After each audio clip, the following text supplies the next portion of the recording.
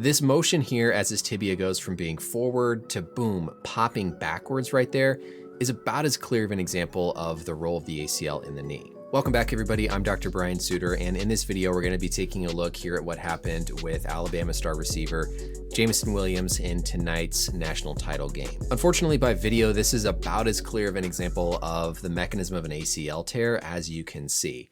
Here as Williams comes down, of course, you have to remember that he's basically turning around after he made this catch, so his body is already off balance as he goes to plant and then make this cut landing in with his left foot. So here's his left foot goes into the ground.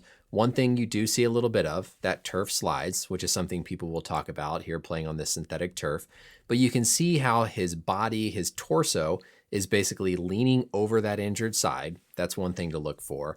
And then number two, his knee basically falls inward as his tibia is internally rotating. And then if you look really closely, you can actually see that action where boom, right there, the tibia goes from basically being forward in the knee to then popping backwards. This little indentation or kind of contour that we're seeing here, that little sharp edge is actually his tibial plateau.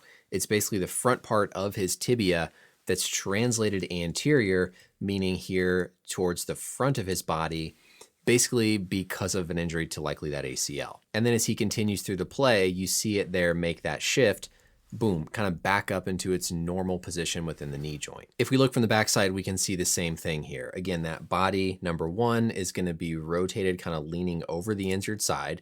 We can see that knee then falls inward into what we call this dynamic knee valgus position. It's a combination of the knee falling inward, which creates this abduction moment for the foot and tibia to kind of come up this way as the tibia is internally rotating. So it's this combination of movements that all basically stretch that ACL and put it in a position where it can rupture. Next, we'll look closer at the anatomy of the ACL to understand why we saw the tibia move like that, and then talk about what this could mean long term. But first, I want to give a quick shout out to the sponsor of this video. If you're tired of paying outrageous prices for your eyewear and want to get your next pair of glasses or contacts from the comfort of your home, then today's sponsor, Warby Parker, is just for you. Warby Parker is committed to providing exceptional vision care online and in stores, offering eyeglasses, sunglasses, eye exams, and contact lenses. They're high quality and affordable, with glasses starting at just $95, including prescription lenses, and their home try-on program makes this whole process of getting what you want an absolute breeze. Browse their website and try Warby Parker's free home try-on program today.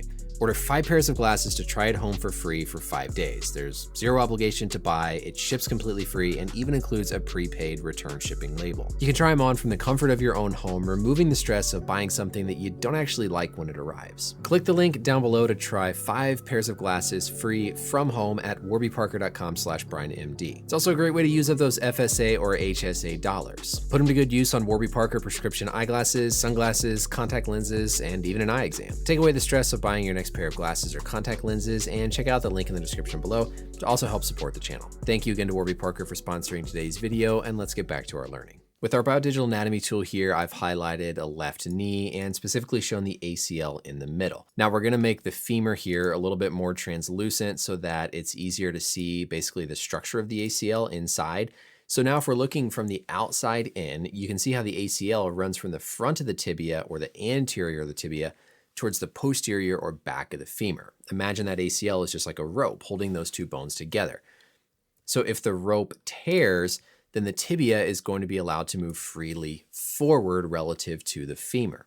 This is what we do whenever we do our Lockman test and our anterior drawer test, looking at the stability of the ACL. We're basically pulling it in the direction that it's trying to provide resistance within the knee. If we rotate to look from the front, now you can also see how the ACL runs sort of across the knee. This means that whenever we internally rotate the tibia, meaning it rotates in this way relative to the femur, that's going to put additional stress on the ACL. So now if we go back to the play here, the tibia is in its proper position. Right here, you get this high ground reaction force up from the ground. The tibia is going to rotate. You can see initially we can't really see the back of his calf muscles here as he first plants right there. But then as that tibia internally rotates, we get that little view of the backside of his gastroc muscles. And then we can see this little contour where the tibia is shifted forward because of likely deficiency in that ACL. Then as the foot comes off the ground, pop, you see that force releases and basically everything shifts back into its proper position. A lot of people are saying there's no way it could be an ACL because we saw him walking off the field on the sidelines, and this is a common myth with an ACL tear. Sometimes people tear their ACL and don't even know it, and show up to the doctor's office months later with a chronic injury. So just because you've had a tear of your ACL doesn't mean you can't physically walk, so we can never use that as a decision point. Obviously, Williams is one of the top receivers in the upcoming draft, and so understandably people are concerned about how this might affect the rest of his career. Looking back at our anatomy tool here, we have to understand that an ACL tear is really a spectrum of injury severity. Everything from a very straightforward, clean, simple ACL tear to an ACL tear that also involves significant damage to the meniscus, possible injury to the cartilage in the knee, damage to the MCL.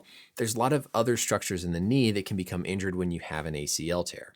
So no two ACL tears are created equal. One unique thing we're learning about more and more is this structure called the anterolateral ligament, the ALL. It's basically sometimes considered the fifth knee ligament and sits here on the outside of the knee to basically help support the function of the ACL. And there's a lot of thought that when people have really good quick recoveries from ACL tears, that they probably had a very strong and intact ALL with no injury to that ligament either. So bottom line, it's hard to say how these types of things will affect an athlete's future because we don't know the full extent of the injury and usually don't understand the full extent until the surgeons actually get in there to do an exam. So in summary, Williams' injury is concerning for an ACL given this classic appearance and what we see this shift in the tibia.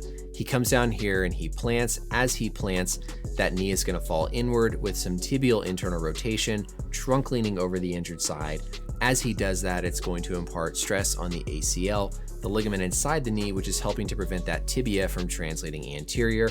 And then boom, right there, we see that tibia go from its anterior position to then suddenly boom, popping back into its proper location in the joint. The full severity and prognosis depends on not just the ACL, but damage to the other structures like the meniscus, the MCL, and the cartilage within the knee. Hopefully Williams is just extremely flexible and has really lax joints, and what this looks like is not actually the case, but unfortunately this mechanism is pretty classic and a good example to talk through for learning points about what can happen with an ACL injury. That's it for the video, everybody. Let me know as always any questions or comments down below, and until next time, we'll see you later.